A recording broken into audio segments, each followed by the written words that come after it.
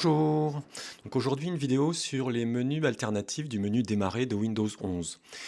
Dans ma précédente vidéo, j'ai eu quelques retours de personnes qui utilisaient d'autres menus en utilisant des logiciels extérieurs. Et donc du coup, je me suis dit, je vais tester parce qu'il y en a certains que je ne connaissais pas. Donc je vais en tester trois gratuits et deux payants. Et en conclusion, je vous dirai celui que j'ai choisi. Bien évidemment, il faut un Windows 11 activé. Pour cela, j'ai le site kissfan.com qui a voulu sponsoriser cette vidéo. Et donc, je les remercie et c'est très flatteur pour ma chaîne. Vous pouvez voir que ce site a, sur 2189 avis, une note de 4,8, ce qui est très bon. Alors, sur ce site, on peut trouver quoi? On trouve des clés pour Microsoft, pour Mac. Alors, nous, ce qui va surtout nous intéresser, ce sont les clés Microsoft. Vous pouvez avoir une clé Windows Pro pour 13 euros. On a aussi Office 21 par exemple, vous payez ça seulement 31 euros. Moi j'ai toujours acheté ce type de clé, que ce soit pour Windows ou que ce soit pour Office, et je n'ai jamais eu le moindre problème. Alors comment ça marche? C'est très simple, on achète, on ajoute ça à son panier, on va dans le panier, on n'oublie pas de mettre le code de réduction, voilà, 13008, après on paye, et vous recevrez dans les quelques minutes qui suivent la clé directement sur votre email. Si vous avez le moindre problème, vous récupérez l'email qui est ici, et vous leur envoyez un petit message pour avoir de l'aide. Voilà, et encore merci à KissFan pour leur confiance. Donc on va commencer par le premier, c'est Windhawk. Vous avez le lien qui est ici. Donc lui, c'est un programme très particulier parce que en fait, seul, il n'y a rien. Et il faut lui ajouter des modes. Donc des modes, vous en avez un paquet, vous voyez. Donc je vais vous montrer rapidement parce qu'on va vite s'apercevoir qu'il n'est pas très intéressant. En tout cas, pour moi, c'est pas du tout ce que je veux. Alors j'ai déjà le lien qui est prêt. Je vous présente ça rapidement.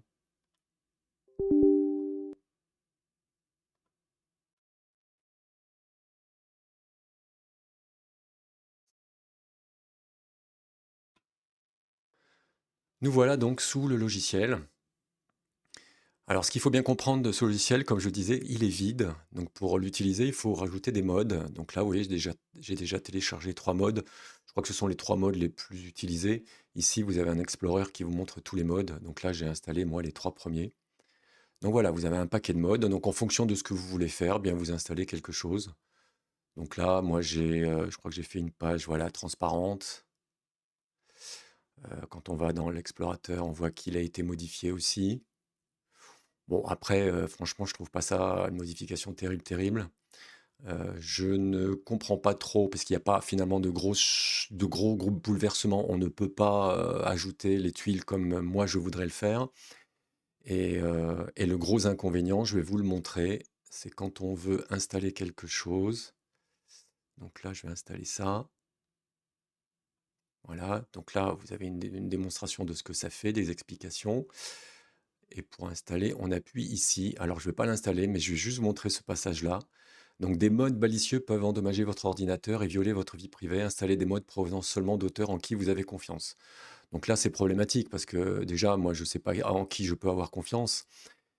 Si je dois installer des choses comme ça sur mon ordinateur de bureau et que je ne peux pas être sûr que ce que je vais ajouter, c'est pas sécurisé. Donc là, c'est problématique. Donc en fait, ce logiciel-là, il est tout simplement pas utilisable. En plus, les modifications apportées sont quand même pas, ce que moi j'attends. Donc là, je laisse tomber celui-ci. Peut-être que certains y trouveront quelque chose d'intéressant. Moi, ça me va pas. Alors, occupons-nous maintenant de OpenShell. Donc OpenShell qui est un logiciel gratuit. Vous avez le lien ici, en haut. Donc j'ai déjà téléchargé, on va l'installer. On va aller assez vite.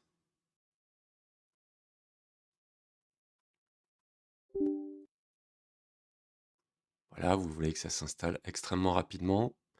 Et ça y est, on voit que il est parti. Je vois que l'icône du menu démarrer a changé. Donc je clique dessus et on arrive là-dessus. Donc là, c'est un menu style Windows 7, hein, avec la liste des programmes. Bon, on accède au panneau de configuration, etc. Bon, première vue déjà, je trouve ça un peu austère, hein. Du gros rouge, du gros bleu, c'est pas du niveau de Windows 11 maintenant en termes de présentation, je trouve. Alors, on va essayer de trouver les paramètres. Voilà. Donc on voit qu'on a plusieurs possibilités. Actuellement, on est, comme je le disais, dans un style Windows 7. Ici, Alors, je vois pas de grands changements. Peut-être qu'il faut appliquer. Non, ça change effectivement. Bon, on voit qu'il n'y a pas de grosses évolutions. Euh, voilà. Alors, c'est pas ce que je recherche dans un Windows en 2025. Quand encore une fois, on est passé par Windows 10 et ses tuiles, et que là, on arrive là-dessus, c'est difficile de s'organiser quand même, je trouve. Donc, personnellement, ça me limite. Alors, je vois qu'il y a plein d'options, mais voilà, je vais pas aller beaucoup plus loin pour ce logiciel puisque je ne trouve pas mon menu démarrer que je cherche. Ça n'a pour moi pas d'intérêt. Alors, il y a plein d'options. C'est gratuit, ça a le mérite d'être gratuit, mais c'est pas ce que je veux. C'est pas ce que je veux. Franchement, là, je trouve ça trop, entre guillemets, trop vieillot, quoi. On a évolué. Voilà pour ce qui concerne OpenShell. Alors, nous allons voir maintenant comment installer Explorer Patcher. Donc, c'est assez simple. Il suffit de taper ça et de trouver le bon GitHub. Donc, c'est Valiner Explorer Patcher. On tombe sur le GitHub associé, on clique dessus et on va aller télécharger le fichier qui nous concerne. Alors, me concernant, c'est le premier, mais vous avez éventuellement d'autres possibilités sur les processeurs ARM. Voilà, donc moi j'ai déjà téléchargé. Je l'installe. Nous voilà donc sous le programme Explorer Patcher. Donc moi j'ai déjà installé précédemment, ce qui fait qu'il m'affiche directement les propriétés que j'avais déjà mis en mémoire, hein. Je l'ai juste supprimé et remis, mais il avait dû garder les paramètres. Vous, au démarrage, il y a de grandes chances qu'il n'affiche pas cette page propriété. Donc, il va falloir aller sur la barre, clic droit, propriété, et donc vous arrivez ici. On va regarder rapidement. euh, je ne vais pas détailler chaque passage, sinon la vidéo fera 40 minutes. Donc ici, on peut commencer par choisir le style. Est-ce qu'on prend style Windows 10 ou Windows 11? Sachant que pour les paramètres qui sont en étoile ici, il est bien noté il faut redémarrer l'explorateur pour que ça s'affiche. Donc à chaque fois, eh bien, vous choisissez et vous redémarrez. Donc là, je crois qu'on était sous Windows 10. On va faire Windows 11 pour voir le changement. Voilà. Donc on voit qu'on a récupéré un bouton Windows 11. Donc on va repartir sous Windows 10. Voilà, donc vous avez vu on pouvait quand même modifier quelques paramètres sous le style Windows 11, mais sous le style Windows 10, on a beaucoup plus d'options. Alors quels sont les paramètres qui vont vraiment nous intéresser? Là, ce sont des raccourcis vers des possibilités de changer les icônes ici, de les supprimer aussi, les icônes qui ne s'affichent pas. Euh, alors ce qui est intéressant, c'est ça, hein, l'emplacement de la barre des tâches. Alors, on peut aussi le faire à la main à condition de déverrouiller. Donc là, vous voyez qu'elle n'est pas verrouillée. Donc je peux, si je veux, ça c'est bien pratique, la mettre où je veux. Voilà, et ensuite la verrouiller. Je peux aussi choisir. Alors, on peut faire la même chose sur les barres de tâches secondaires, c'est-à-dire quand on a plusieurs écrans. Donc là, c'est pas mon cas. Bon, la barre recherche, tout ça, c'est pas très intéressant. Euh, Pareil, masquer au fil. Donc ça, on peut masquer, vous voyez qu'elle peut disparaître. Moi, je la laisse. Le style du bouton, donc Windows 10 ou Windows 11, bon là, donc c'est-à-dire qu'on peut être sous une barre des tâches style Windows 10, mais en changeant juste le bouton. Bon, moi, je vais laisser comme c'était. Les boutons, alors, on peut choisir ici, hein, ce sont les options qu'on a là, le bouton démarrer, de le laisser là, ou lui, de le passer qu'à gauche, tout en gardant les autres icônes au milieu. On peut aussi faire le contraire, tout passer à gauche. Euh, donc voilà. Donc lui, il est au bord de l'écran et les autres sont centrés. Donc voilà, il y a plein d'options, c'est quand même plutôt bien fichu. La taille, petit ou grand. Voilà, je vous laisse regarder pour le reste. Zone de notification, c'est ici, il y a pas mal d'options. Par exemple, bon, le truc bête, mais là, ça affiche les heures et les minutes. Je trouve sympa d'afficher les secondes. Donc on peut les afficher ici. Voilà. Ça évite de devoir aller cliquer. Et en plus, sous Windows 11, il fallait avoir la mise à jour, la dernière mise à jour pour avoir les secondes ici, en plus, hein. Donc là, je l'ai, la dernière mise à jour. Mais on peut l'avoir directement affiché ici, c'est quand même pratique, ça évite d'aller devoir taper quelque part. Voilà, bon, il y a différentes options, rien de révolutionnaire. L'explorateur Windows, donc là, c'est pareil, on peut faire des changements, mais pour appliquer ces changements, c'est bien expliqué qu'il faut ici avoir choisi d'enregistrer en tant qu'extension du shell, hein. Tout ce qui a 2 étoiles ne pourra être modifié que si vous avez choisi ça. Voilà. Donc là, pareil, il y a différentes options. Par exemple, vous voyez, quand je fais un clic droit, je suis sur le clic droit style Windows 10. Euh, hop, je clique sur ça. Et je crois qu'il doit falloir redémarrer. Ah non, c'était celui-ci. Je me suis trompé.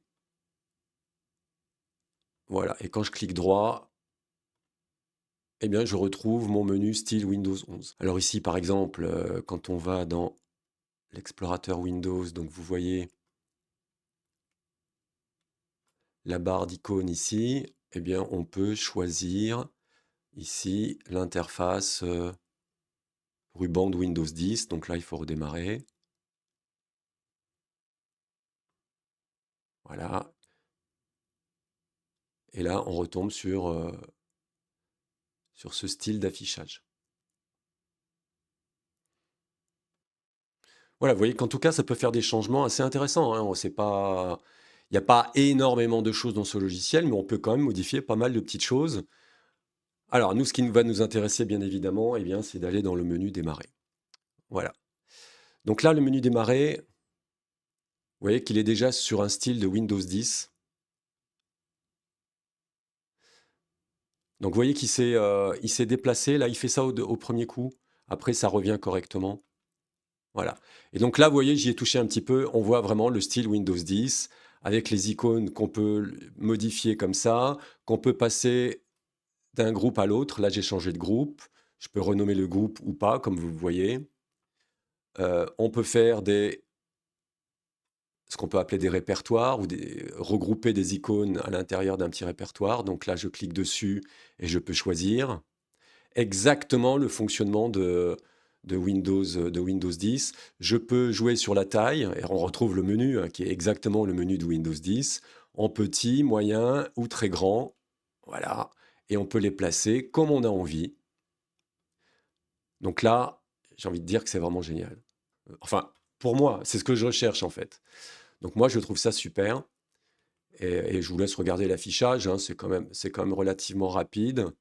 Si on veut chercher un programme qui n'est pas ici, eh bien on va le chercher ici. Par exemple, vous venez d'ajouter un programme, eh bien vous allez le chercher dans la liste. Bon, je trouve vraiment ça sympa. C'est bien fichu en tout cas. Alors vous voyez que quand je clique dessus ici, voilà, eh bien il s'ouvre par le centre, tout simplement parce que j'ai défini ici. Donc je peux le définir pour qu'il s'ouvre sur le côté de la même façon. Alors, on peut évidemment aussi afficher les programmes utilisés fréquemment. Bon, alors moi, comme c'est un logiciel, c'est VirtualBox, donc ça n'a pas d'intérêt, mais on peut ne pas les afficher du tout, auquel cas il n'affichera pas ces fameux logiciels utilisés souvent. Là, par exemple, on peut jouer sur les coins, arrondi, pas arrondi. Donc, si je clique, ouais, on voit que c'est arrondi. Euh, Mode d'affichage. Alors, on peut choisir à ce qu'il l'affiche en plein écran. Donc, voilà. Bon, je vais l'enlever parce que personnellement, ça ne m'intéresse pas. Voilà. La liste d'applications qui est à côté, on peut demander à ce qu'elle soit masquée, ce qui est plutôt sympa. On n'a pas forcément besoin. Donc voilà, il affiche que les icônes qui sont ici à côté. Eh bien, il faut cliquer ici pour l'avoir. Voilà, personnellement, c'est ce que je vais choisir avec un affichage au centre. Voilà, donc pour moi, voilà, c'est ça que je vais utiliser avec tous mes logiciels ici que je vais trier. Vous voyez que on peut très facilement agrandir, bien évidemment. Je ne l'ai pas montré, mais voilà. C'est quand même une aberration que des gens en logiciel gratuit proposent ce genre de choses et que Windows ne le propose pas. Laissez-nous le choix. Si on n'en veut pas, on l'enlève. Mais là, regardez, enfin, je veux dire, un petit logiciel qui n'est pas très très lourd. Regardez l'affichage, c'est quand même relativement rapide. Voilà. C'est vraiment bizarre, hein. Bon là, il a rediminué parce qu'en fait, je suppose que c'est parce qu'il y a pas de il y a pas de il y a pas de logiciel, donc il a aucune raison de l'afficher aussi grand. Mais peut-être que si je choisis de déplacer et que je reviens, voilà, là, ça marche. Voilà, donc un menu démarrer, il y a pas énormément d'options, mais personnellement, je n'en demande pas plus, hein. J'ai pas besoin d'avoir 40 000 options. Il fait ce qu'il a à faire, il le fait plutôt bien. Bon, ensuite, on a d'autres options qui permettent de jouer sur, voilà, vous savez, quand on bascule d'une application à une autre, en faisant Alt Tab, bon, d'une fenêtre à une autre, peu importe, on a la possibilité d'avoir la météo ici, de cliquer pour avoir la météo. Bon, c'est des petites choses en plus, mais bon, on n'installe pas ce programme-là pour ça, hein. Il y a d'autres options ici, on peut jouer sur des présentations de coins, etc. Bon, il y a plein de petites choses, mais moi, ce que je ciblais vraiment, c'était le menu démarrer. Et là, franchement, pour quelqu'un qui va avoir un style Windows 10 avec ses tuiles, moi, je le trouve plutôt pas mal, ce petit logiciel. Bon, eh bien maintenant, Start All Black, qui est un logiciel dont j'ai entendu parler. Alors, vous avez le lien ici pour ceux qui seraient intéressés. Déjà, il faut savoir que c'est un programme payant. Donc là, nous en sommes à la version 3.9.18. On va regarder le prix. Donc pour un PC, le prix est raisonnable. 5 $ avec 1 euro. En euros, ça c'est encore moins. Donc voilà, c'est relativement raisonnable. Alors après, le problème, c'est que si vous avez plusieurs PC à la maison et que vous voulez installer ça sur tous les PC, eh bien là, il faut monter un petit peu le prix. Bon, pour 3 PC, ça reste, hein, 3 fois 5, 15, on est en dessous. Bon, 12 $ pour tous les PC, ça peut être intéressant. Il faut savoir quand même qu'entre un logiciel payant et logiciel non payant, les logiciels non payants vont souvent se mettre, donc les logiciels gratuits, vont souvent se mettre à jour beaucoup plus tardivement.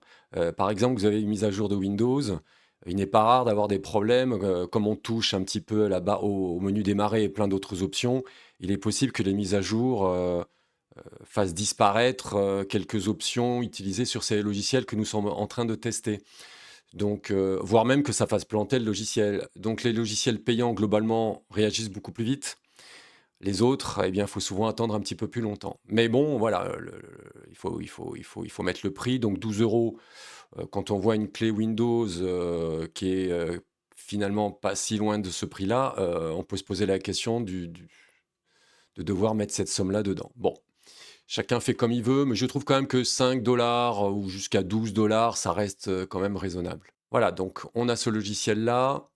Donc on va le tester. Alors je vais être clair avec vous, pour le tester, j'ai récupéré une version pirate. C'est pour ça que je fais ça sur VirtualBox. C'est juste pour tester. Ces logiciels, c'est évidemment des logiciels qu'il est dangereux d'installer sur son ordinateur parce que bah, quelqu'un qui hack un logiciel, derrière, souvent, il ne le fait pas pour le plaisir. Donc voilà, faites très attention. Donc pour un test, ça va. Moi, je ne mettrai jamais ça sur un PC important et notamment sur mon PC de bureau. Donc là, moi, j'ai la version 3.9.17, donc vous voyez qu'elle est relativement récente.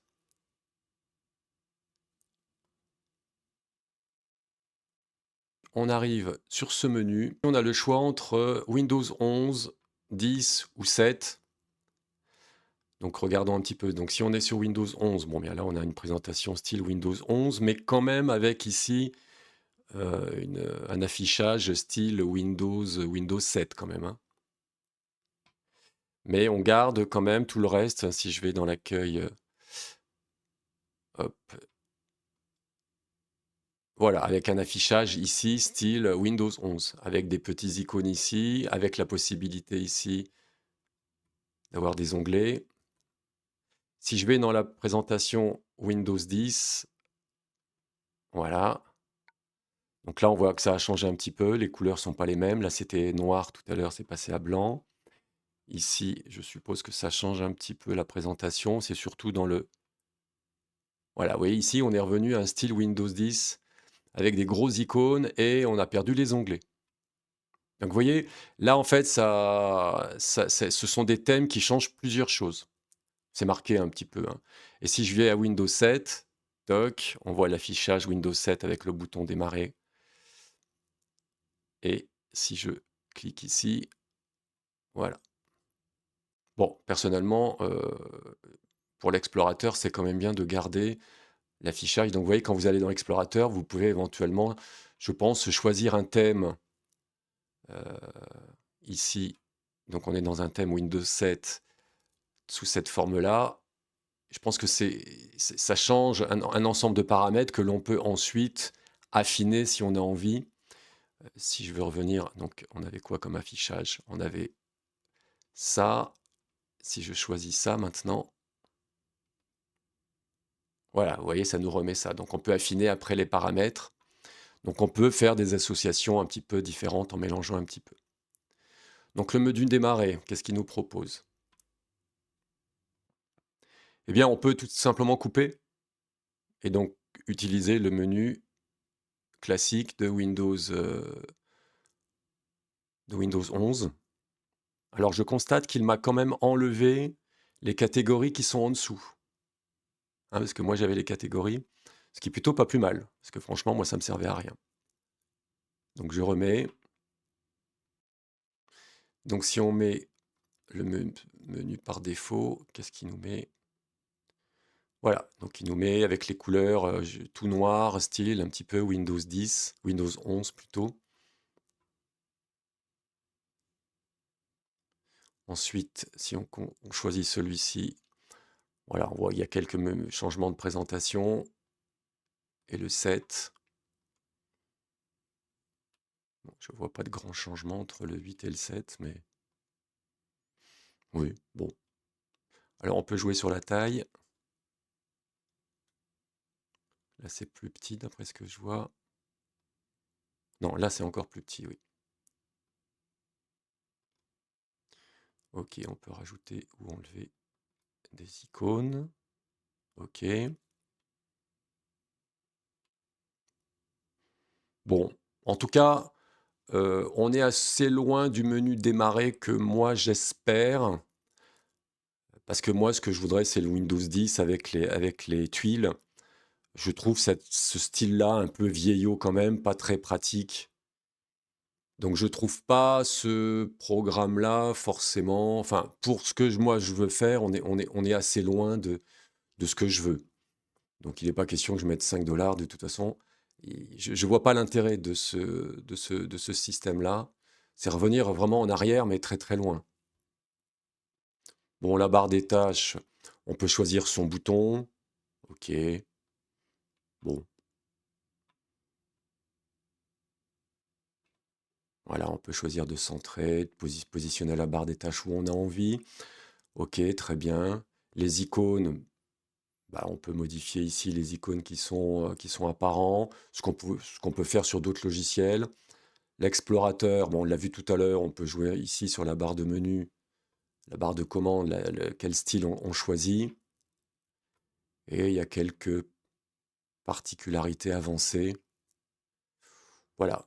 Bon, moi, je trouve quand même que pour un logiciel payant, il offre quand même pas énormément de choses, hein, et je trouve que on n'a pas notre menu Windows 10, voilà, à peu près 10, c'est vraiment à peu près. Parce que moi, j'ai pas mes icônes comme dans Windows 10 avec les tuiles possibles. Donc voilà, je suis un petit peu déçu, hein. J'en ai beaucoup entendu parler de ce logiciel. Parmi les payants, on m'a dit que c'était l'un des meilleurs. Bon, je trouve pas particulièrement intéressant. Allez, on commence le test un petit peu du prochain, c'est-à-dire de Start 11, qui est un logiciel payant. On va tout de suite regarder son prix. Donc lui, eh bien, c'est 11 euros, mais alors attention, 11 euros par an. Donc là, ça commence à être un petit peu plus cher pour 5 clés quand même, hein, du coup. Donc c'est quand même intéressant, 5 clés, 11 euros. Si on divise en 5, ok. Si c'est pour un, là, le prix commence à être déjà un petit peu important, sachant que c'est par an. On peut l'acheter définitivement pour 22 euros. Bon, là encore, si c'est pour 5 clés, on se partage ça à 5 personnes, ça peut être intéressant. Si la personne l'achète tout seul, je trouve ça un peu cher. Encore une fois, c'est par rapport au prix de Windows, la clé Windows qu'on achète pas cher sur Internet. Par rapport à cette clé-là, il y a un problème. Mais bon, on va voir si on en a pour notre argent. Alors, il existe une version, d'essai, de test. Donc il suffit de s'inscrire, mettre son mail et puis on peut l'installer pendant, je crois, un mois. Eh bien, on va tester.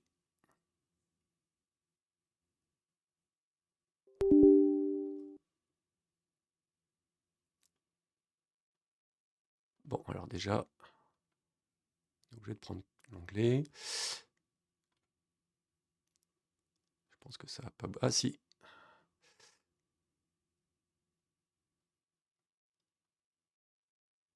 Ah, ah si, j'ai cru qu'il n'y avait pas le français.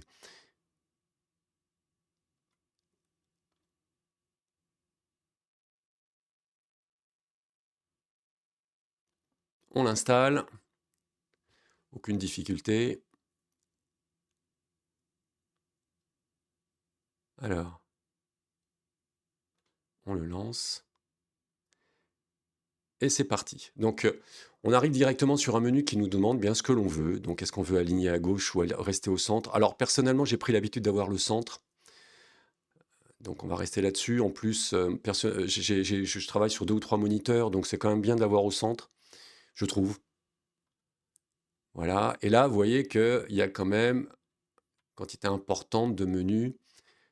Donc, est-ce qu'on veut un style Windows 7, un style moderne Windows 7? Alors, moi, je ne vais pas prendre Windows 7 parce que mon objectif, et là, je suis content parce que je vois mes tuiles. Donc, on va tester tout de suite ça. Alors, Windows 11 avec des améliorations, un Windows 11 modernisé, un Windows Pro et un lanceur Windows style Windows 11 modernisé. Bon, donc là, avec des tuiles, il n'y a que celui-ci. Donc, je vais prendre ce Windows 10 là. Alors, c'est déjà actif ou pas? Oui, c'est déjà actif. Donc, on va regarder ce fameux menu démarrer. Alors déjà, il s'ouvre. Ah, tiens. Alors ça, c'est un comportement original. Normalement, quand on fait un clic au milieu, quand on a une souris à 3 boutons, le bouton du milieu, la molette, si on appuie dessus, ça nous lance le menu démarrer. Alors, il se trouve que là, ça lance le menu démarrer de Windows 11. Pour avoir le menu démarrer modifié, il faut que je clique ici. Alors, il y aura peut-être un petit truc à cliquer quelque part. Voilà. Bon, on a bien nos icônes avec des tailles différentes. On voit qu'on a nos groupes. Donc là, ça ressemble effectivement pas mal à Windows 10. On les modifie très facilement, ça se déplace plutôt bien. Alors en termes de taille, qu'est-ce qu'on peut faire? Redimensionner. Eh bien, on retrouve la même chose que dans Windows 10. Voilà, on peut jouer sur les tailles. Pas mal, pas mal. En plus, ça s'affiche plutôt bien.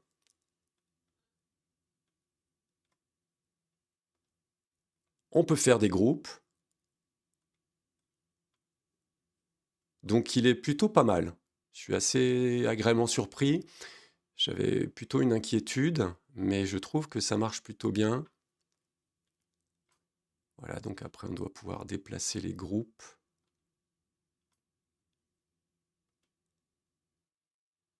Ok. Ouais, il y a moyen de se faire un truc sympa quand même. Vraiment, il est plutôt bien. La taille, j'imagine. Voilà. On peut jouer sur la taille.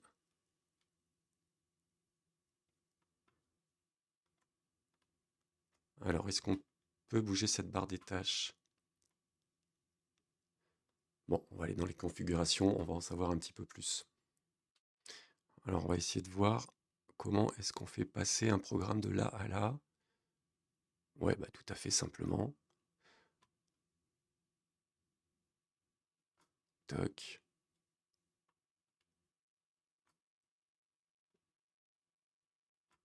Sympa. Plutôt agréablement surpris. Vraiment, vraiment pas mal.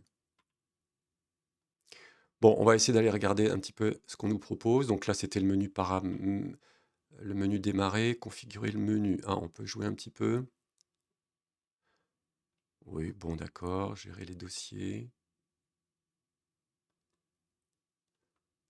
l'aspect. Donc on peut jouer sur les couleurs, la transparence, les polices. Ok. Le bouton uniquement lorsque le bouton démarrer se trouve à gauche de la barre des tâches. Ah oui, donc on peut le modifier que quand c'est à gauche. Bon.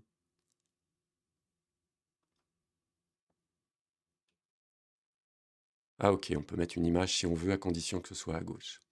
D'accord. Bon, moi je vais le garder au centre. La barre des tâches. Laisser Start 11 améliorer la barre des tâches. Eh bien, laissons-le l'utiliser. Voulez-vous que améliore la barre des tâches? Bien oui. Toc. Alors il nous la colle à gauche. Donc on peut flouter si on veut. Floutage du fond sous la barre des tâches, arrondir les coins. Oui, effectivement. Bon, après, c'est un petit peu anecdotique, hein, je dirais. Mais on peut vraiment jouer sur pas mal de choses. Alors j'ai fait large. Très grande. Ah oui, non, la vache. Ça peut être sympa pour des écrans qui sont en 4K, des grands écrans. On se retrouve avec une barre des tâches plutôt petite en proportion. Là, je trouve que oui, il y a quand même des options qu'on ne retrouve pas ailleurs. Donc effectivement, ça peut expliquer le prix un petit peu plus important.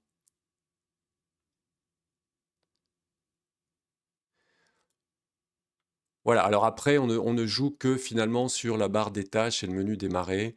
Là, on ne peut pas modifier des choses dans par exemple, l'explorateur. Voilà, lui, il bouge pas, hein. Bon, après, personnellement, je m'en fiche un petit peu de modifier l'explorateur, j'en suis content. Donc ça peut être intéressant aussi quand on a plusieurs ordinateurs. On sauvegarde ses paramètres et je suppose qu'on doit pouvoir les restaurer. Et donc récupérer, on passe du temps à installer ça sur un PC et après on peut récupérer les données un peu partout. C'est un petit peu le problème que j'avais dénoncé avec la mise à jour un petit peu aléatoire de Windows 11, c'est-à-dire que bah, quand vous avez plusieurs PC qui se mettent à jour à des moments différents, donc vous avez une barre des tâches qui est modifiée et donc vous êtes un peu perdu.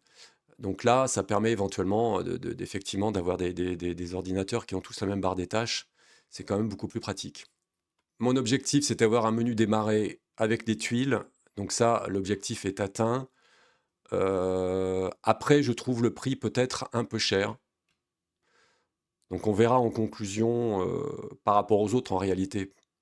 Parce que bon, bah, 22 euros, si on est à 5 dessus, ça fait 4,40 €. Donc ça peut être intéressant. Euh, Maintenant, vous avez 3, 4 PC, vous claquez donc 22 euros et vous gardez tout pour vous. Je trouve que ça commence à faire cher. 11 euros par an, là pour le coup, ça n'a aucun intérêt. Au bout de 2 ans, vous avez payé la partie définitive, donc autant l'acheter définitivement. Voilà, on va s'arrêter là pour celui-ci, mais je note qu'il est quand même pas mal. On arrive à la conclusion de cette vidéo, et je pense que vous l'avez compris. Parmi les logiciels gratuits, clairement, il y en a un qui ressort pour mon utilisation. Évidemment, tout dépend de l'utilisation que vous en avez, mais pour ce que je recherche moi, c'est-à-dire les tuiles de Windows 10, eh bien, largement, je ressors Explorer Patcher. Il permet de paramétrer énormément de choses dans son ordinateur. Et on a, comme je viens de le dire, l'affichage des tuiles qui est relativement bien fichu, qui s'affiche rapidement. On peut vraiment choisir les endroits où ça s'ouvre. Non, vraiment, il est très très bien. Concernant les logiciels payants, eh bien, là encore, je pense que vous avez compris mon intérêt pour Start 11. Là encore, pas mal de choses, mais le gros problème, c'est son prix, parce que par rapport à Explorer Patcher, le gap n'est pas assez important. Les tuiles, elles me semblent peut-être mieux faites, je trouve ça peut-être un petit peu plus joli, mais ça n'explique pas le prix.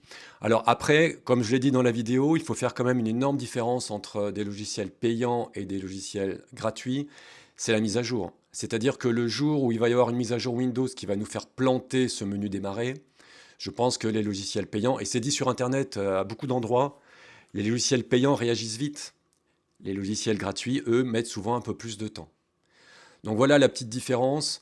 Me concernant, je vais vraiment utiliser, j'utilise déjà d'ailleurs, Explorer Patcher, qui est vraiment globalement très très bien.